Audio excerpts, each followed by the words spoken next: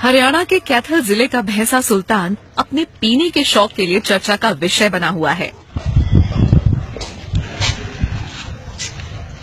दरअसल सुल्तान हफ्ते में 6 दिन शाम के खाने से पहले 100 मिलीग्राम शराब पीता है। शराब भी एक ब्रांड की नहीं, इसे हर दिन नए ब्रांड की शराब चाहिए। सुल्तान केवल मंगलवार को शराब नहीं पीता। सुल्तान के मालिक नरेश ने बताया कि वो इसे रविवार को टीचर्स, सोमवार को ब्लैक डॉग, बुधवार को 100 पाइपर, गुरुवार को वैलेंटाइन, शनिवार को ब्लैक लेबल या शिवाज रीगल पिलाते हैं। उनका कहना है कि 7 साल 10 महीने का सुल्तान मुर्रा नस्ल का भैंसा है जो काफी अच्छा माना जाता है।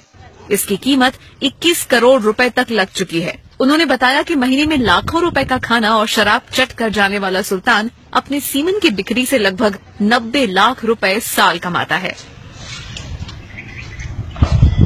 दैनिक भास्कर.com की रिपोर्ट।